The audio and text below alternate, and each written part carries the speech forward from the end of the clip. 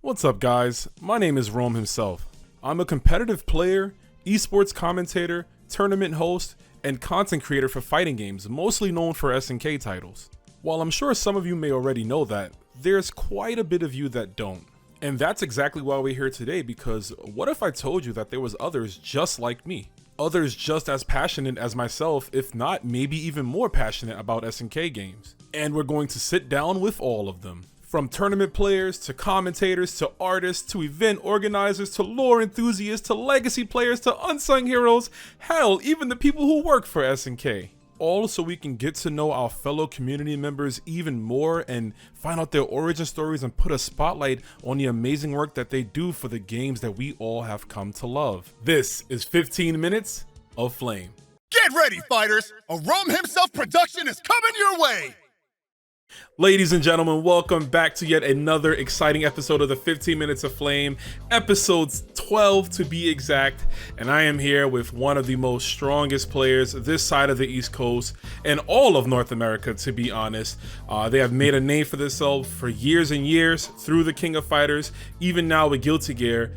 We're talking to the one and only Marco Polo, aka ECYurikov, all the way from the Russian part of New Jersey. What is good, dude? The Russian part of New Jersey, you love to see it. I'm doing well. How you doing? Oh man, I'm great, man. That's a little bit of a joke right there that we have for a few years now. It was so funny because when you put the hint on about the Russian champion, I'm like, who is he talking about? And then I looked at my tag, I'm like, oh, that's right. It's oh wait, me. That's me. Yeah, man, a little bit of an insight there, but I'm doing great. It is a nice Sunday evening right now. We both just got finished watching Texas Showdown, which was a great top 8. But we'll talk about that another time, man. Let's talk about you, bro. Can you tell me about yourself growing up? No problem. So, my name is Marco Antonio, formerly known as Marco Polo, now Yurikov. I'm Peruvian. My mom and dad were born and raised in Peru. I'm the youngest of 3 siblings. And overall, right now, I'm a married man. I am a social worker. I work with unaccompanied children that migrate from like all of Latin America to here. So my goal as a social worker is to provide counseling and to hopefully reunite them with their family. So it's a very intense job, but it's overall worth it in the end. I love what I do, and for the most part, I've just been working out, being with my wife, and playing some video games. That's about it. I like it, man. Simple, man. You know, you work a tough job, come home, you know, you're a family man, you're a married man, you and your wife, you guys go a lot of places. I see you guys fly out a lot and travel a lot, so that's very good. You know, that's awesome. And you find time to play KOF. Yeah, I really don't know how I do it. Like, me and my wife, we love to travel a lot. So we went to Ecuador, we went to Peru, Hawaii. That's where she's from, and that's where, funny enough, that's when we got married. And we've been like venturing around and trying to like, you know, have some everlasting memories and better opportunities, because with COVID, we couldn't really travel much. And that was when, at the time, we got married, and our honeymoon was kind of like stagnant because COVID happened. We couldn't travel. So now we're taking the time to make everything up right now. I like that, man. You only live once, as they say, right? So it's always great to definitely travel and, you know, do some sightseeing, especially if you spend it with someone you care deeply about. So kudos to you, man. But thank you. Greatly appreciate it. For sure, man. But let's get into some fighting games, bro. Tell me, man, what was your introduction to KOF when you were younger? Oh my goodness. All right. So funny enough, fighting games was not something that I had in mind. When I was a kid, I played the Super Nintendo. I was a very unique kid because my cousin brought a Nintendo and we played Super Mario Brothers. And I was very unique because I would play Super Mario Brothers with the controller upside down. And that was the only way I was able to play any video games, surprisingly. So people called me weird for that. So that was my first exposure. And then I played DDR, Dance Dance Revolution, and that was something that I was like very, very focused on at the time. Like back in the day, we had digital. We had like the Java Center, and you used to have like, you know, ongoing competitions and stuff. So fighting games was out of the question. My exposure to fighting games happened when I went to Peru. So when I went to Peru, I think it was around, I'm saying like around 2000, 2001, 2002. That's what it was. So I went to Peru, and pretty much my cousin at the time took me to an arcade. An arcade, pretty much all I saw was King of Fighters, Marvel vs. Capcom 1, and a glitchy version of Street Fighter Turbo. Like very, very glitchy. Was like, that the rainbow edition? Or? Yeah, you could throw like 10 yeah. booms, and you could do it again and again, and it was just like the craziest thing. And that's what's one of the most popular games, surprisingly. So my exposure was KOF 2002, and at first I was a little bit confused because of the settings, because it was rainbow button. But I liked playing it, and that was one of the popular games at the time. And I remember I would play it and I would get demolished. Like, these people were just too good. I would get Angel Infinite. I would get like, Scumgirl Fiore. I would get my ass kicked again and again and again. And that was my first exposure. So when I came back to the US, I was like, you know what, this game is pretty lit. So I started learning KOF at my local arcade. And one of the players, he was like the best player at the time. His name was Caesar. We were playing, and he actually taught me how to play KOF. Lo and behold, like, it took me like a good 6 months to a year of me losing again and again and again, but I ultimately end up getting an understanding of the game. And that's what's pretty much helped me understand what KO was all about, because KO 2002, let's be realistic, that game is jank as hell, and that game is beyond offensive. Like, you cannot block in this game. You need to go all in. Either you go balls to the walls or you don't play the game. That's what that's what it was. And so, pretty much, I like the game. I like the game a lot. And then after that came KOF 11, and I liked the tag system. I thought it was very unique, and I was a Ryu Clark, and I will say Benimaru player. And that's what it was. And I used to get my ass kicked a lot, but I love the game. And then eventually came the whole era of Street Fighter 4, and that was when I actually got to competition. Street Fighter 4, I got it for Xbox 360. I think everybody did, and that was pretty much most the game of us. that 2008, around that time, 2009, most of us got Street Fighter for Xbox. Yeah, so that was one of the games that I actually got myself fully invested on. I was playing. Surprisingly, I was playing Sagat because he was easy and he had big damage. He was the best character in the game. And then Super Street Fighter 2 came out. Super Street Fighter 4, and that's when I got into like actually exploring. I was a T-Hawk main because you could just mash 360 and you get big damage, easy damage, right? And then I heard about like the tournament scene, and wait, before we get to the tournament scene, because I want to harp on that for a bit. I just want to go back real quick. You said, so you started out with, I know you've always played DDR, but I didn't know there was like competitions for it at the Javits Center. That's pretty cool. I didn't know that they did stuff like that. Yeah, can you just tell me a little bit more about that before we continue? Dance Dance Revolution, it was literally like intense. Like, it was a very intense competition. Like, the way how New Jersey, like, there was a big scene. We used to have like our local arcade golf running games, and like every single weekend was just jam-packed with people playing DDR Extreme. Like, you were considered like one of the best if you're able to triple A a song, right? In New York was a little bit different, because in New York there was a lot of great players, but majority of them play with no bar, and that's hard to do. Like, playing DDR freestyle without holding the bar, that's like that's hard. That's hard. So their skill level compared to us in Jersey, we're nowhere near them. And every single year they used to hold events at the Javits Center. I forgot, it was it was a digital something, but they had like a global event in which people traveled from all around NA, all around the world to compete. And if you won, you were considered like the best in the world. That's what it was every single year. Wow. So DDR at the time was very, very intense and like tough competition. So that's one of the things that I do admire the most, was like playing and like meeting people. So it was interesting. I liked it a lot. Unfortunately, like as you get older, you can't be playing dancing games for the rest of your life. So eventually I phased out of that. Yeah, so you switched from dancing with your feet to dancing with your hands on arcade sticks.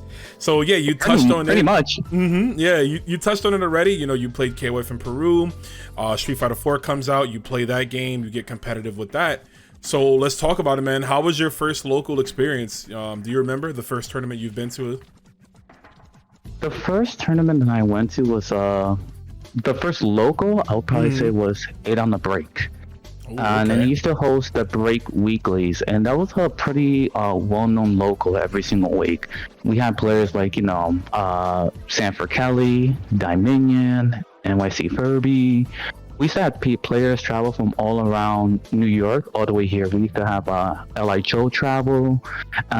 Even like the TOs that now organize ECT, Kanamari, Yes. he was one of the regulars and stuff like that. So it was pretty much like a jam-packed local, and every single week, tournament starts at 8, and it's like around 12:01, but it was like over 30 to 40 people. That's how crazy those events were. In terms of major, I'll probably say East Coast Throwdown was actually one of the first majors I attended, and that was the time when Super Street Fighter 4 came out, and that was the major in which like Justin Wong actually won. It was Justin Wong, and I think it was Flash Metro that got second or third, but it was pretty jam-packed, and that was the time in which Li Joe actually had hair. So that's how that's how old school it was. Wow. It was great. Yeah, this is like, great. if we're talking Super Street Fighter 4, this is around maybe 2010. So yeah, this is this is about 13 years ago. But you know what though? 2011, the King of Fighters 13 comes out. It is the new KOF game on the scene. You know, a lot of people love it for the graphics, the characters, the combos, everything, right? 13, very explosive, very cool game. This is the game where I met you in, because this is when I get into the scene. And I think by the time I get in, you're kind of already a bit more established as a player, because you were doing well at locals. But tell me about that, man. How did it feel being one of the stronger players in 13? You know, was that the game, that you start to really catch your stride in? Yes, 100%.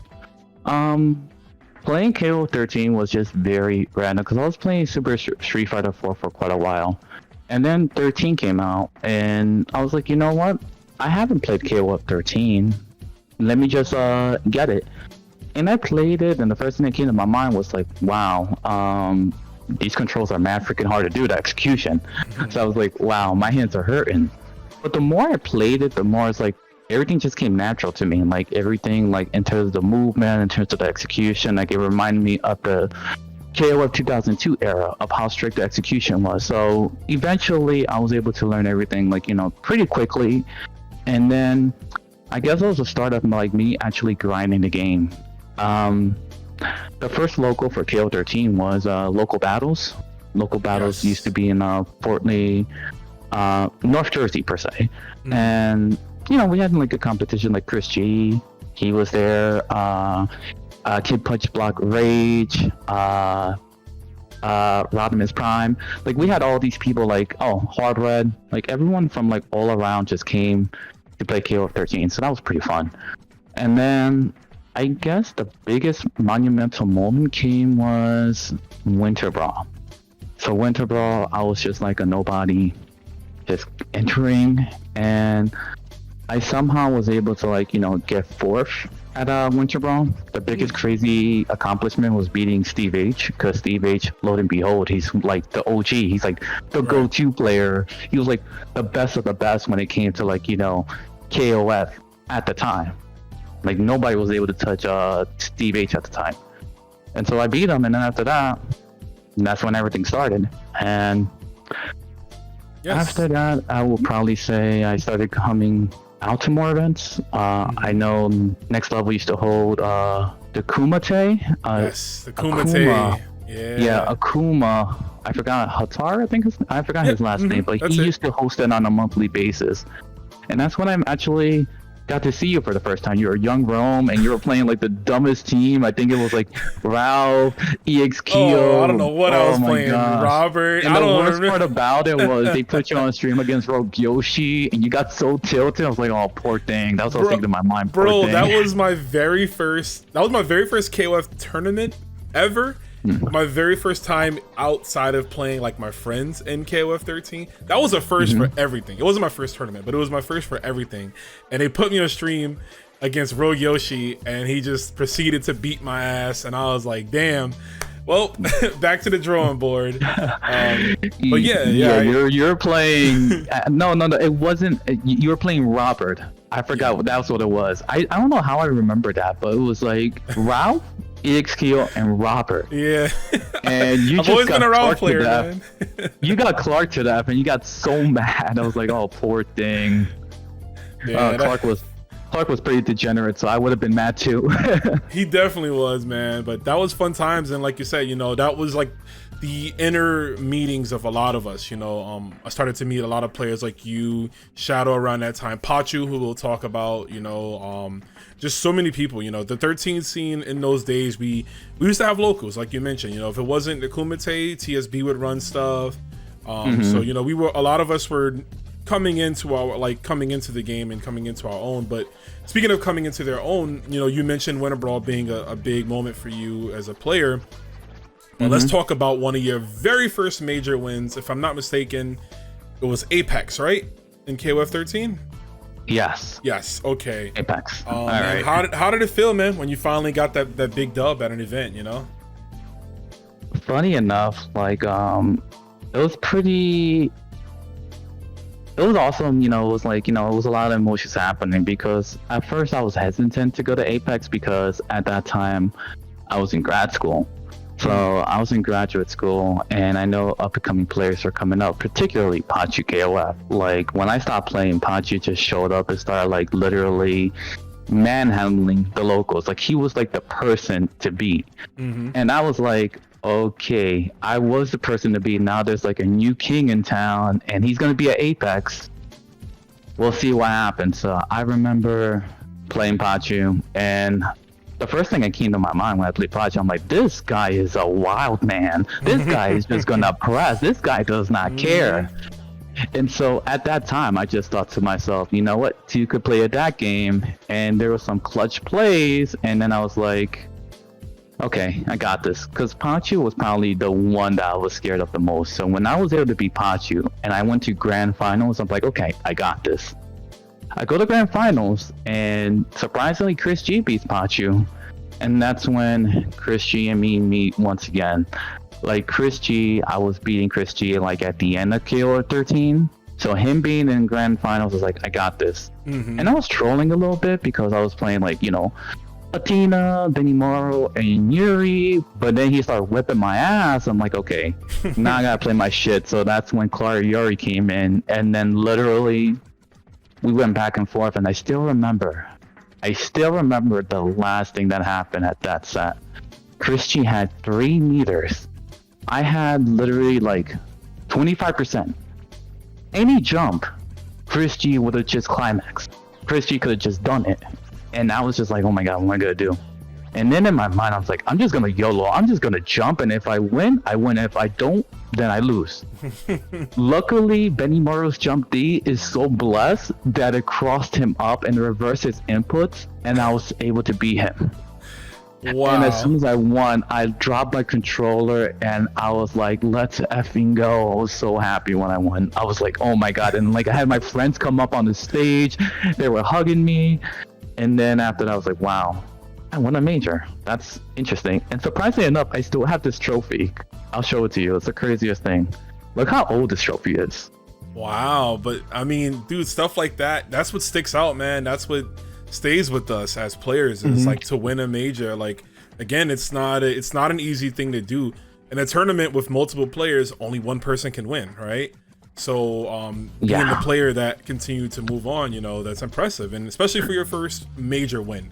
So I can imagine, you know, it feels like all the training, all the hard work, you know, everything you've been putting into it finally came up, you know, it came up to a head, and you were able to do that. So before we close off the KOF 13 portion of this, I wanted to mention real quick, because it got announced recently, a few weeks ago, KOF 13 will be receiving rollback netcode. I think this summer they're doing a beta test. Are you looking forward to playing it? Honestly, I'm a little bit 50-50 about that, because KOF 13 is the game that really got me established. But at the same time, it's good that they're getting rollback, but we should have had that a while ago. I agree. Right now, I kind of feel like, you know, 15 is like at the highest peak of where it should be, and it's great that, you know, 13 is having rollback. I'm definitely gonna play it, I'm just hoping that the rollback is actually good, that we'll be able to have like, more consistent competition. Because rollback, everyone was like, I remember everyone saying like people didn't want to play 13 because the netcode was terrible. Like they couldn't play online. Now that we're gonna have rollback, I don't want to hear that. Like, you have your opportunity. I hope these people that said I never wanted to play 13 because of the netcode. Well, guess what? The netcode's actually gonna be good. So I'm hoping to see people.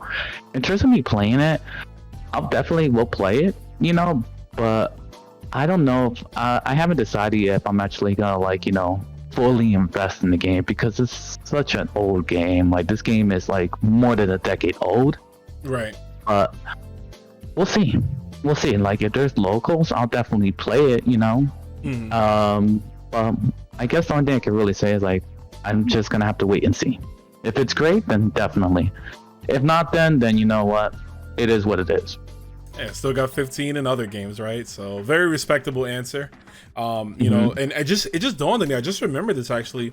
You used to run, during COVID, which we'll talk about a little bit later. You actually used to run some tournaments for 13, and I remember you used to parsec them. And oh my goodness, I remember that was like during the COVID era. Yeah, and that's like so. There was people that played, but if all those people come back plus more, because now you don't have to do everything through parsec, right? So you're able to play and do stuff now, through the game's normal rollback netcode. So, yep, here's to hoping it's good, Yeah, I'm hoping that it's good, just gotta have to pray and just hope for the best, man. It's a great game. The execution is hard as shit, but once you get the execution down, I think the reward is worth it in the end. Yeah, absolutely. I would agree with you. But yeah, man, let's talk about that KOF 14, 2016. So at this time, you're pretty much established as one of the strongest players we have on the East Coast. Like I said, through many locals and various majors, events like winning and like just prominent placings in KOF 13. So 14 comes out, people know you as that strong player. And you start to win a lot. It's really almost like the same story. You come in a strong player in 14, you win locals. Again, you and Pachu pretty much fighting over first and second place at events. You do well at regional events. I believe you got at NEC, the first NEC for KOF 14, you got like top 8, right? If I'm not mistaken. The first NEC, I actually got top 16 because I lost to Arosa, and that was my first time playing him. Yeah, he beat me. He beat me 2-0. So, yeah, I remember that event was super stacked because we had like over 100 players, and like we got some players from out of town. I remember Reynolds was there, Fox was there from the UK.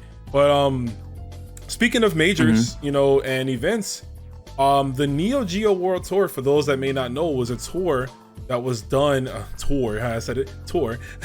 was done for KOF 14. And basically you could win various tournaments, and then you would get flown out to Hong Kong to compete in the finals. You went to MagFest and you won the MagFest KOF 14 tournament. I believe this was 2018, right? Or 2019. It was around that time, yeah. Around that time, yeah. So you win that, and then you and your wife go to Hong Kong, man. Can you tell me how it was going to Hong Kong? Close enough. We actually went to Taiwan, but it's all right. Oh, it was in Taiwan. I apologize. Yes, it was in Taiwan, so it's okay. It's all good. So originally, I went to MagFest. As soon as I found out about the Geo World Tour, I thought to myself, you know what? I'm actually going to practice, and I said to myself, I'm going to win. So one of the things at the time when it came to 14 was like, I would play Benimaru and Yuri, and one of the things that really caught people off guard was that I dropped a top tier because I think Leona was top tier, and I chose a character that nobody expected, and that was Luong. And so I said to myself, I'm going to MagFest. I'm gonna play this team, and I'm gonna win. And so MagFest, lo and behold, I played Pachu, beat it convincingly. And then I played Lazy Freddy, beat it convincingly. And then came VCO, and I know VCO traveled from Texas because he wanted that spot. And I said to myself, you're not going to beat me. I don't care. You could literally play the top tiers. I said to myself, you're not gonna beat me. And lo and behold, I won. And so I get a free flight to Taiwan for the Geo World Tour, and I was like, this is pretty ridiculous. Like, this can't be real. And they actually got me a flight, and I was on my way to go to Taiwan. And so I went to Taiwan, and first thing I gotta say, Taiwan is beautiful. Like, everything about that place is amazing. Like, the food's amazing, the people are very nice, a lot of places to eat, a lot of places to, like, you know, travel. It was one in a lifetime opportunity. I'm very grateful that the Neo Geo World Tour was able to give that to me. In terms of, like, the competition, you have the best of the best. There's no doubt about it. Like, you have people from Violent Kane, Weta Asamiya, you have, like, Mad KOF, M-Dash, Shao Hai, Pineapple, E.T., Bridget, Bridget, now he's ZJZ, but formerly known he was called Bridget. And playing them, I learned so much about myself as a player. I also learned about, like, my strengths and weaknesses. So it was one of the greatest opportunities that I was able to have, and I was very grateful to play. I did okay. I got 17th place. I lost to, I forgot who I lost to.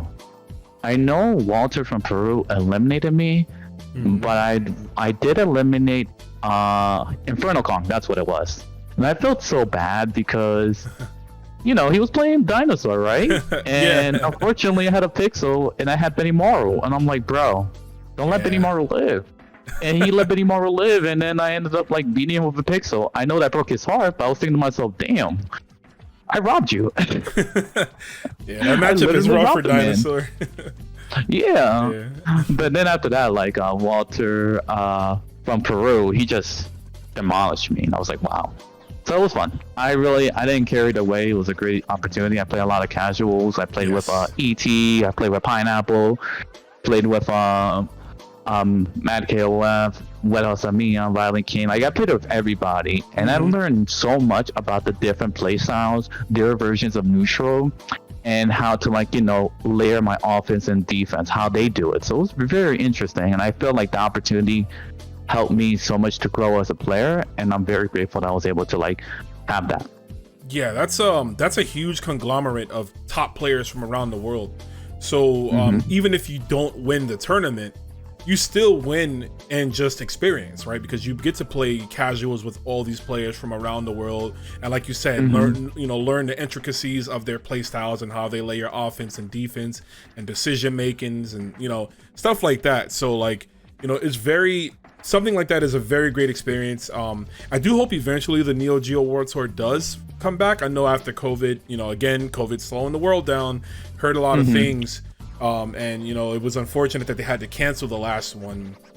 But, you know, I do hope eventually it does come back, because it would be great to just see a lot of players again. I mean, we got a taste of international competition at EVO Japan.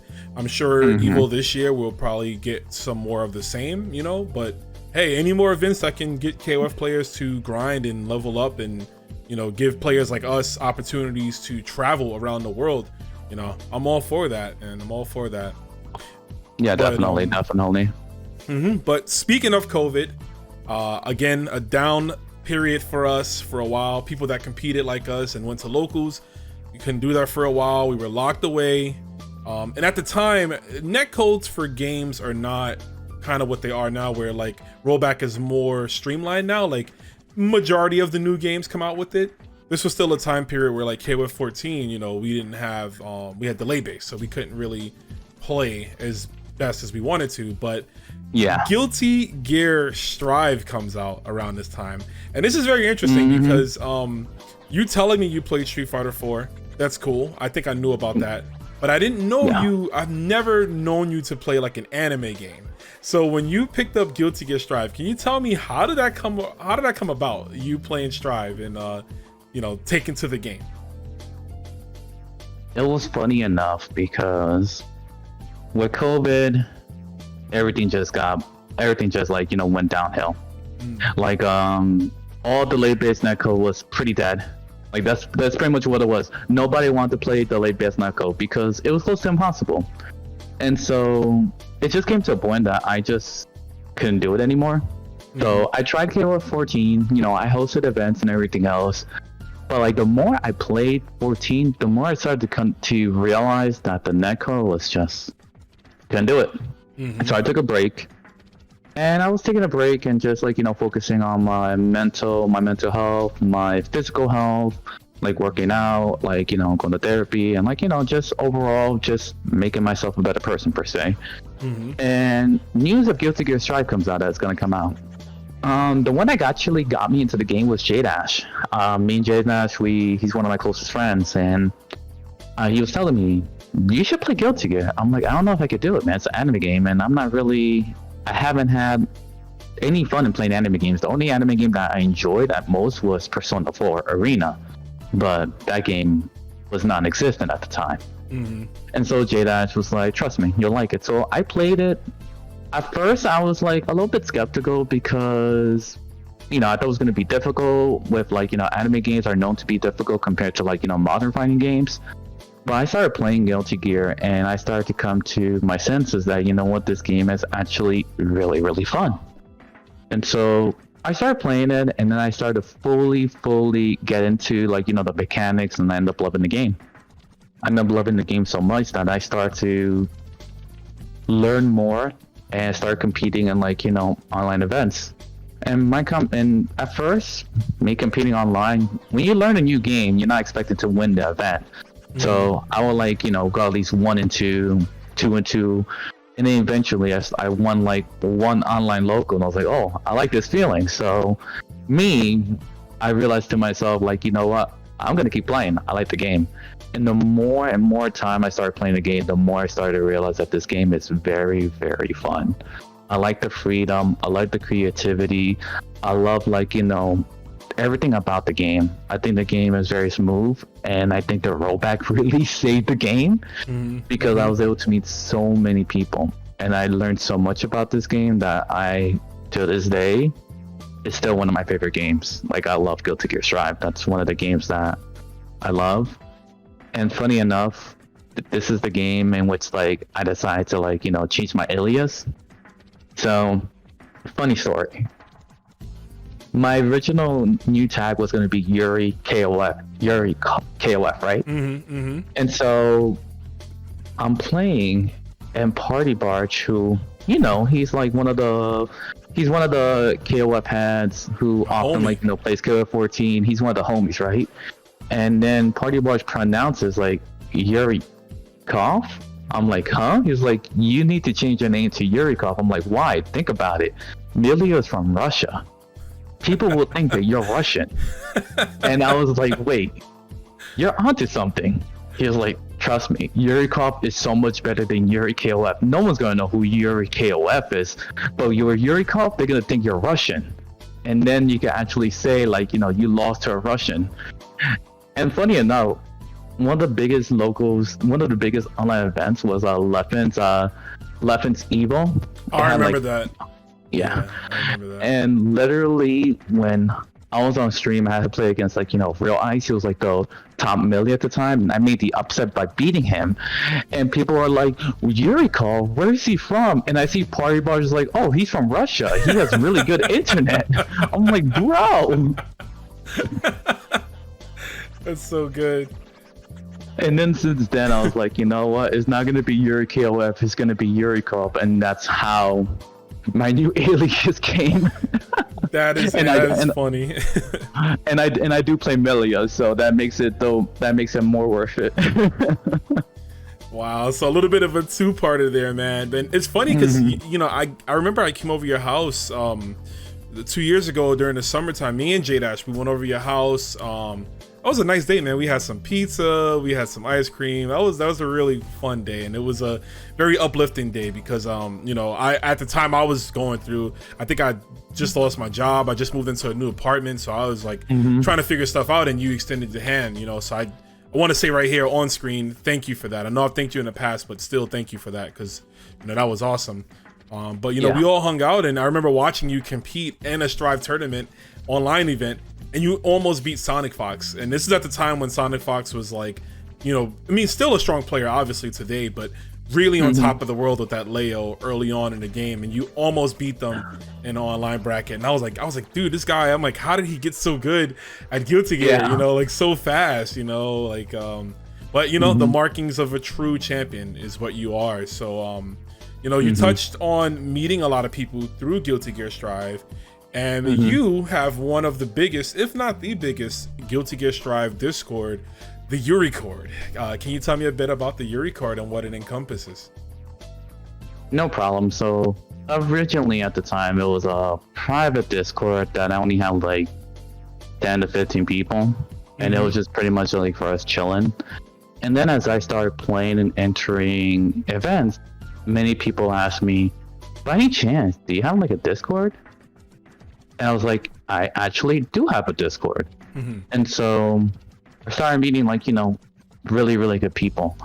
One of the people that I started meeting at first the most was, there was a Mexican player. He goes by Cheto. And he's actually, you know, one of the people that taught me more about this game. So I met him, and then meeting Cheto and everything else, I started meeting more people. And then, you know, we started networking, and then lo and behold, we had literally 15 people, ended up going to 100, and now we have over 1,300 people.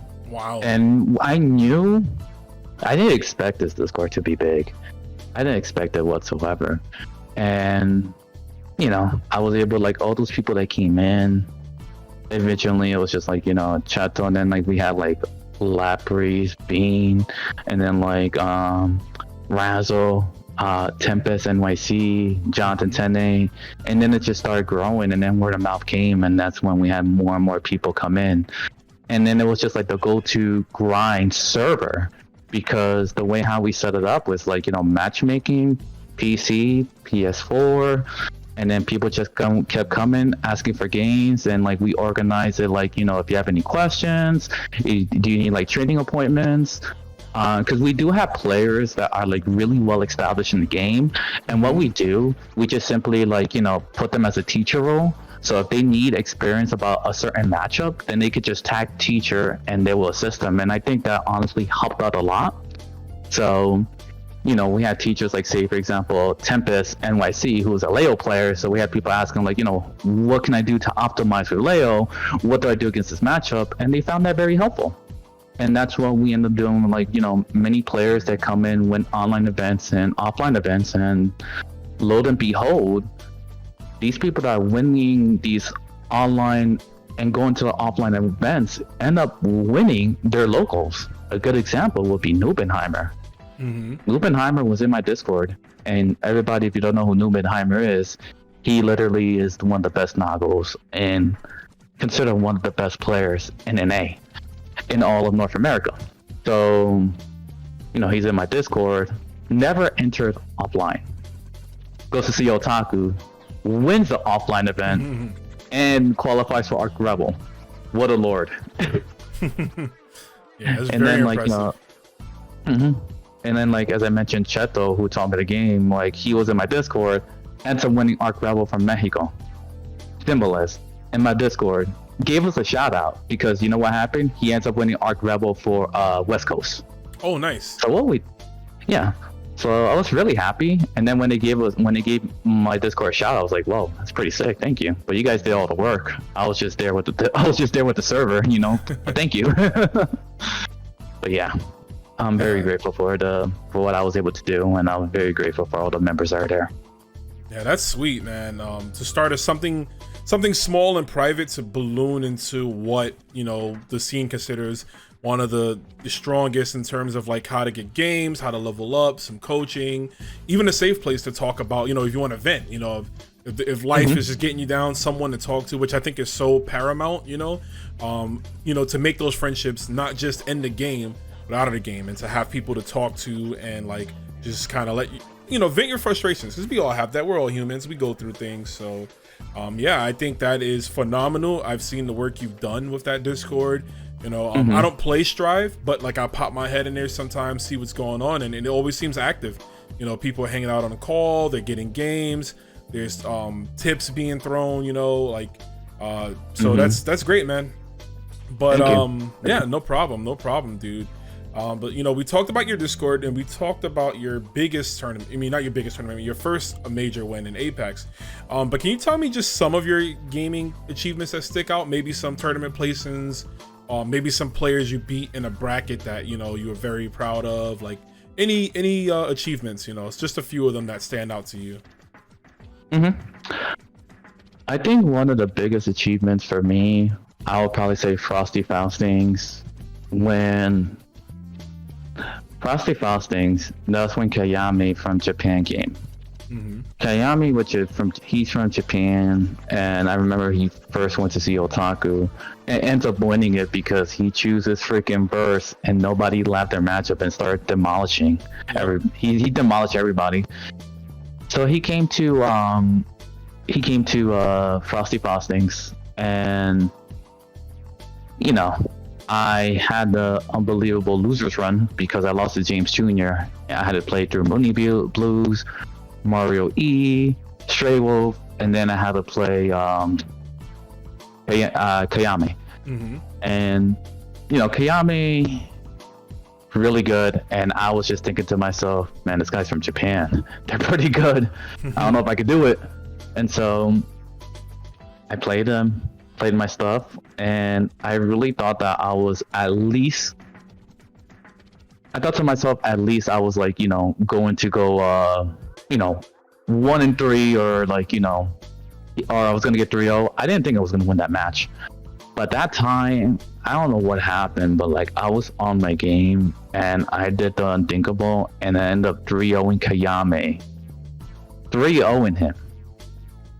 And then I was able to like make it to grand finals, in which me and Decimo always have amazing sets. He won it, you know, it was like, you know, 3-2 either way. But it was probably, that was one of my biggest accomplishments, was to play against Kayame and then beating him. So I was very happy about that. And there's a picture of me, like, you know, me pumping my fist in the air that I still have saved, because that was just a monumental moment. Yeah, man, for sure. Yeah, I remember watching that. So I think I was home, I was watching it on stream, and I was like, let me see how this goes, because you know, a lot of us thought that, you know, Kayame was really good, and you know, just you always hear, you know, Asia's super strong at KOF, and you just don't know. But nah, you definitely put in perspective there that like, doesn't matter where you're from, if you come ready for battle, if you're prepared, you know, you got this. You know, so that was very cool to watch you win that, man. Yeah. Really appreciated. Nah, no doubt, man. So, you know, we talked about 13, 14, a bit of Guilty Gear, and obviously KOF 15, you're still one of the most dominant players. How do you continue to play at a high level, you know, like in multiple games? Do you have like a specific training regimen you employ to be good? Like if, you know, if someone came up to you and asked you, how do you, like, well, I'm asking you, how do you continue to be strong, basically? What would be like advice or like any training regimen or anything that you have that keeps you in top form? No problem. So when I practice KOF 15, the first thing I think to myself is like, okay, I need to focus on like making sure that my combos are consistent. All my links are done. So I focus on that. The second thing is also like, you know, focusing on frame traps and block strings and like counter setups. So that's one of the things that I've been implementing the most, is like, if there's a counter, how do I capitalize about that? If there's a shadow strike, what can I do to optimize the most damage? So that's one of the main things that I do when it comes to like, you know, training. And then everything that I utilize and implement, I just play rank, or I ask people in Juicebox server. He has a 1st to 10 Discord server, and I just ask people for games. And whatever I lab, I try to utilize this in a match. If I win, then you know what, it worked. If I didn't win, okay, these are things I need to work on, and that's where I go from there. Guilty Gear, same thing. It's the same exact aspect. Like, you know, I like my character. I only play one character, Milia, and I play Axel like Dawson. I just like, you know, mash one button and it works. But like, I focus on like, you know, once I get a hard knockdown, what are my Oki options? What can I do? What are her reversals? And then I go on play in Celestial, or ask people on my Discord for matches. And if there's something I don't know, then I ask, like, the teachers in the Discord. For example, there was one issue I had a difficult time playing against Leo. So I asked, like, Tempest and Cheto, what do I do against this matchup? It's definitely in Leo's matchup, in Leo's favor, but they gave me a basic insight and concept about what my options are, and I just practiced that. So that's what I normally do when it comes to, like, training. I just lab and I just play. That's all I do. All right, sounds good, man. And that's basically something that should always be enforced. Just labbing, just asking questions. I do think the FGC is in a good position now where you can go to people, right? We mentioned Discords, forums still exist to a degree, but you have social media, and people, and most times people are very open. They'll tell you, hey, this is what you're doing against my character, et cetera, et cetera. So that's great, man. I'm glad you're able to do that, and again, stay a solid player consistently in both games, because playing one game at a high level is hard. Playing two or more is like, it's more time consuming and more strenuous, so for sure. Yep. But before we head into our red jinking round, I have one more question, man.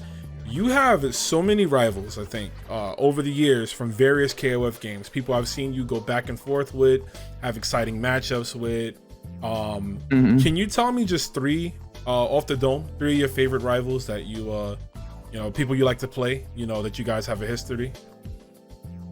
Oh, sure. I think, when it comes to KOF Team, probably one of my favorite rivals is definitely Violent Kane. Violent Kane actually is one of my mentors that I met in 14. Well, I always watched him in 14, but I was actually able to, talk more further because I was part of his crew. And so we'll play back and forth. And I learned a lot from him. He used to beat me a lot at 14. And then when 15 came with rollback, every single time I played him, in the beginning, I was like, okay, I can't beat him. But like, as time went on, I was able to establish, like, my characters. I was able to beat him, and then we go back and forth. And it's just such a great set because Violent King plays similar to how I play. He's a very patient player. He will anti-air you, and he knows all the punishes. So for me, when I have to play Violent Kane, I have to be very, very clean when it comes to all of my inputs and make sure all the strings that I do are safe and not punishable. That's what Violent Kane does. So it can go either his favor or my favor. So that's one of the things that I like the most. So that's the first one. The second one, I'll probably say, it's very hard. Because that's a very, very hard one actually.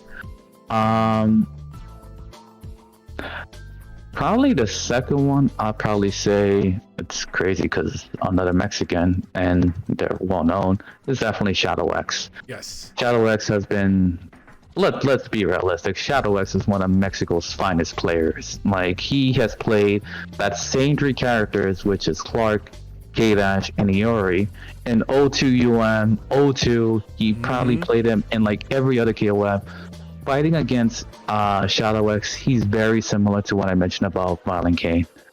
And it just gives me a better understanding on how to fight him. And it gives me a better understanding on, like, what I need to do as a player and how I can involve myself. Like, me playing against Shadow X, win or lose, I feel myself growing as a player. Because he pushes you to the limit to be that good of a player. And I like that. And lastly, which is my current rival, and I love the guy, is Lokov, aka Roletas. And we all know who he is. He's right now one of the best players in Mexico, let's be realistic. He's a very kind man. Like, we exchange a lot of tech when it comes to, like, Luong. If there's any questions regarding, like, matchups, he's gonna tell you. He'll tell you what you need to do, and he'll tell you what you're not doing. And he's a very smart player. He knows his frame data. He knows the proper punishes. Those are the kind of players that I feel like I can learn a lot and benefit from. And they are currently my biggest rivals. It's funny because they're all from Mexico, right? Yeah. Well, what do you know? Mexico's strong at KOF, right? Yeah. If you're talking about locally and everything else, it's just really hard for me because I don't have a rival when it comes to locally. I'm just gonna say that. Maybe they may see me as a rival because I may be considered one of the best in the East Coast or the best in the East Coast, so I may have a lot of rivals from there. So it's really, really hard for me. I think the current rival that I have is probably Coach Steve, and it's probably because I know the recent set that I have from Slam was probably one of the most gut-wrenching performances me and him close. ever had in the set. Yeah, that was very close. We had played many sets together, from GamerCon in Connecticut to online and ECT, and I have played him, and majority of the times I have beaten him, but like this set I had with Slam, I realized the extent of how Coach Steve is as a player. He literally evolved into one of the strongest players I have seen.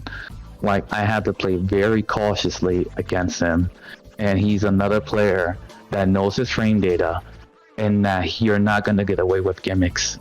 You're not going to get away with, like, knowledge checks. He will laugh at and he will punish you. So with Slam, I just got lucky. That was one of the most luckiest sets I felt for Coach Steve, because I literally just got lucky with a scrabble and I beat him.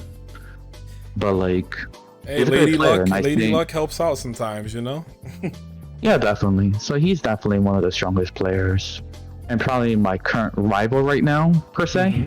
But like, I have many others because I've beaten many of them many times, so I don't know. Yeah, that's what I was mentioning. I've seen you, I've watched you play people, all the time, where you guys have really, impressive matches, very good sets, hype matches, whatever you want to call it. So that's why I just want to, just give me a few, because I know you have like a list of really like strong players. But yeah, man. With that being said, we're gonna head into this Rajenkin round. So for those that may be new here, the Rajenkin round is basically a game of charades. I ask ECYurikov a question. He gives me his immediate response. So ECYurikov, let me know when you're ready, brother. No problem. Go ahead. First question. Favorite KOF game, excuse me. KOF Neo Wave. I'm just kidding. Oh, freaking no. You almost got me for a minute. Almost. Yeah. My favorite KOF game right now, I'm just going to be realistic, KOF 15. Definitely. Gotcha. Mm-hmm. We've been hearing that a lot here. Favorite KOF character? Yuri, obviously. Of course, the namesake. Favorite KOF song? Oh my goodness. People hear it again and again. Full Burst, which is Kukri and Sinead's rival theme from KOF 14. Oh, okay. Interesting. When we do play, I do hear that on your one of your stages, I think. Mm-hmm. So that song is golden. I love that song. That is a good one. Isn't it weird though that they kind of built up Shune and Kukri as like the new rival, but then they don't do much with them in 15. It's kind of weird. And then last but not least, create the ultimate KOF team. So I need you to take 3 KOF characters from any game and make a team based off of them. Oh my goodness. All right, let's go with the KOF 11 boss, Magaki. That character, that he was cheap as hell. We'll definitely go with him. That's one. The second one, let's see. The second one, I'll probably say like Omega Rugal from like Vanilla, because that character was bullshit. Yeah, that character was crazy. And from Vanilla, Vanilla 98, 90. 98 O2 UM, just Vanilla in general, he was just crazy. Okay. Yeah. So we'll go with him. And the last one, interesting. So the last one, I really don't have any idea, but if I had to choose who would be the last one, I'll probably say 13 Yuri? No, 13 Yuri was fair. She wasn't cheap enough. No, 13 Yuri was not cheap enough. Literally probably like, like all the band characters from like O2UM, just any of them will be fine. No, but if you want me, I'm just naming all the cheap stuff. But if I had to choose the ultimate KOF team, this realistically, I'll definitely say I miss Dulong. I think Dulong is probably amazing. I miss that character.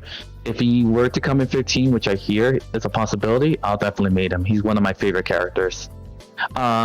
Next one is Mei Lee. I think Mei Lee having like the stance. I love stance characters, and for her having like the Taekwondo, and then her having Taekwondo and then being like a superhero. I think that's pretty cool. That is cool, and third, yeah. Yuri, obviously. So that'll be my ultimate team. Duolan, Yuri, and Mei Lee. Yeah, I mean, I think Duolan is pretty heavily like right now. It seems like it's leading towards him being one of the DLC characters. Mei Lee, I'm not sure, but I do hope we do see her sometime in the future because the character is really, really interesting.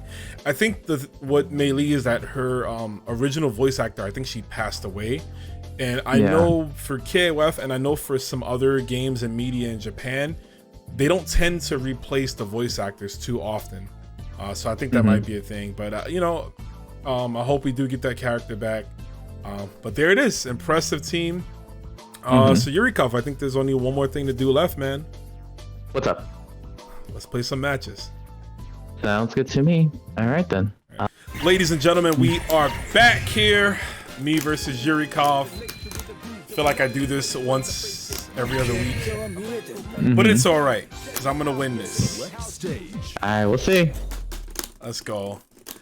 Damn. I hit random select and it still went to training mode. That's funny. Sick. Wow. LOL.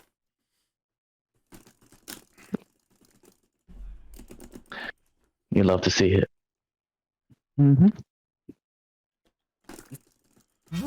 Cronin McDougal. Nice.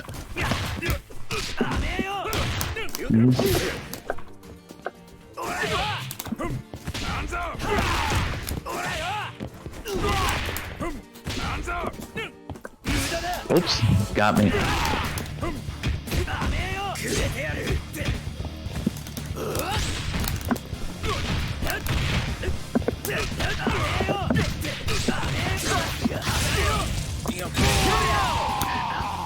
Plus range, baby. Okay. Oh, alright, combo free links. Alright, 1, 2. Oh. Nice. Oh. Oh no! Oh my god. I was just gonna do it. You are a madman. Damn it. I know. I smelt it. I'll take it. I'll take it. Brock Lesnar. Alright. Sick.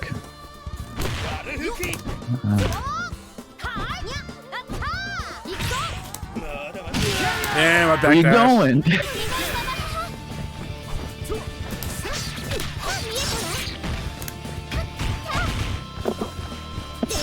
Where's that? Sick. Oh, you got those. I think I'm dead.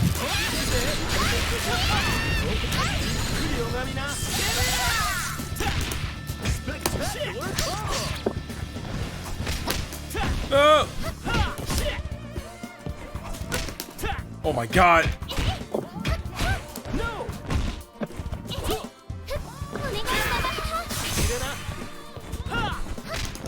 Oh no.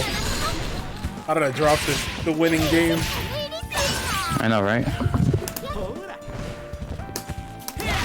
Sick.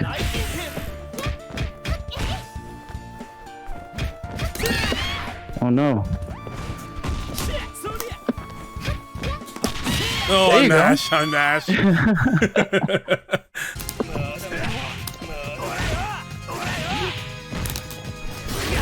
Oh, nice. Oh no. Oh, you had it.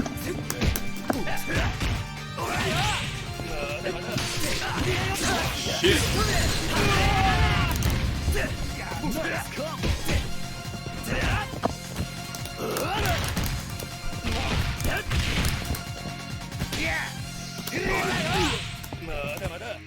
Nice.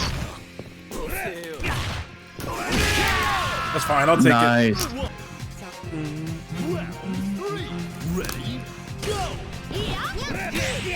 Oh no! You got that. Nice! I'm dead. Am I dead? Where's that? There you go, bro. You got this. I should be dead? Yeah, I'm dead. No, you might be alive. Nah, I'm dead. No, you're dead. OTG? Yep. I am not dead, that sucks. Okay. I remember the last time these two fought, you crossed me up in the corner, you bastard. I know. I know you did. Oh my god, that DP is so fast. Mama, haha.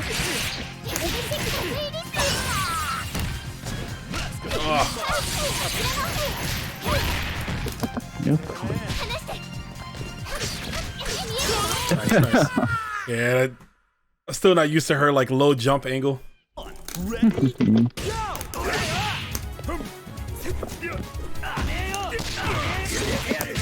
Privilege. Privilege.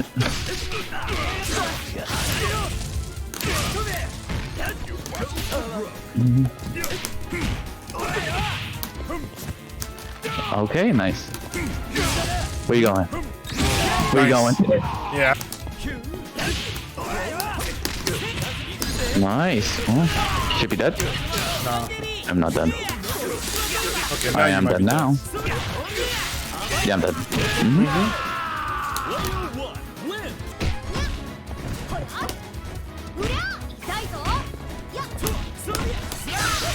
Okay. Nice. Oh shit. No, try to throw. Damn it. Nice. It happens. I should have just jab checked or something. Yeah.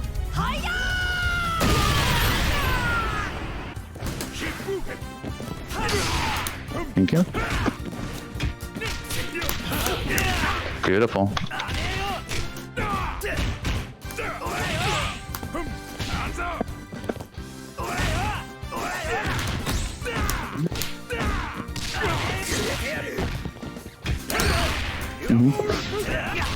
Nice. Okay. Oh, very good. Yeah.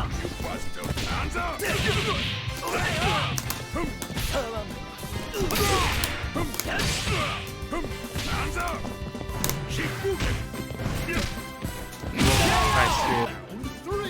Ready? Go!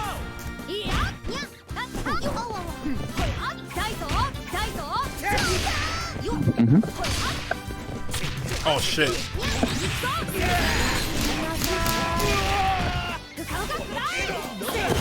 Nice. Oh, I keep trying to bait it, but it doesn't matter. You recover faster. Yeah. I'll take that.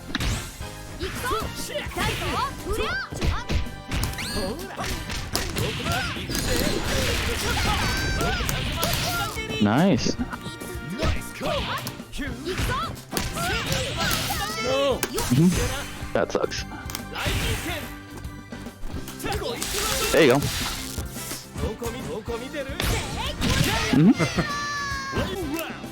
Ready? Go! Nice.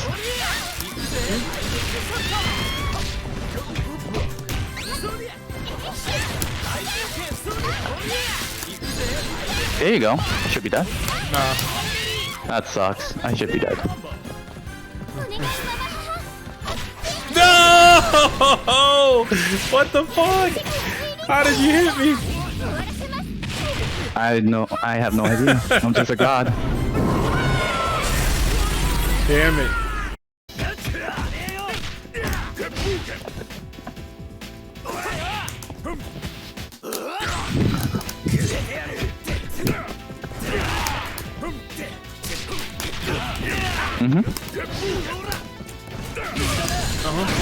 Wanted to jump. Nice.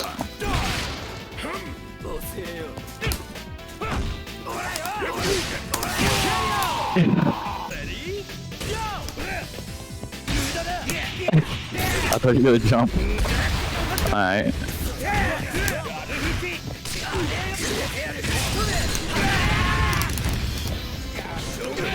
Nice.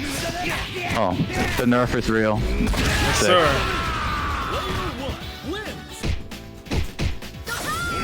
Nice.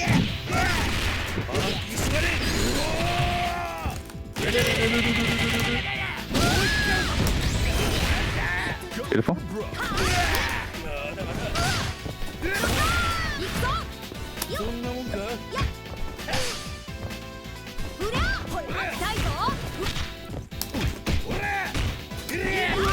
Oh, nice CD.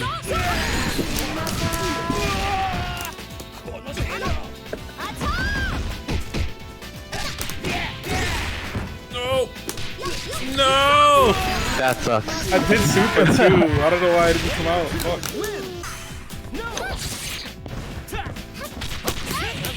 They got this.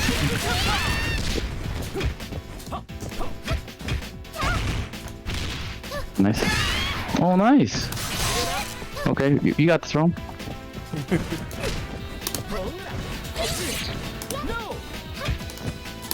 Nice, beautiful. What? Nice. There you go. Nah, on the DP. There you go. Good game, brother. GG's, man. GG's.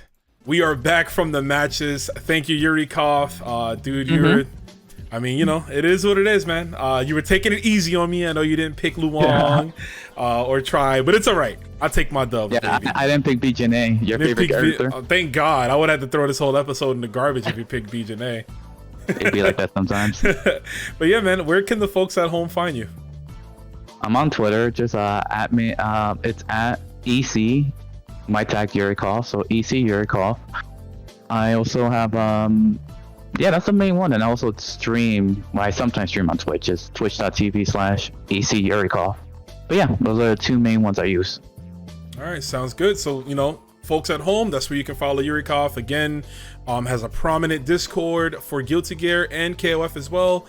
You'll be seeing him, I'm sure, traveling these events throughout the year and at the locals here in New York. So with that being said, ECYurikov, thank you, man. It's always a pleasure. Always a good time hanging out and talking with you.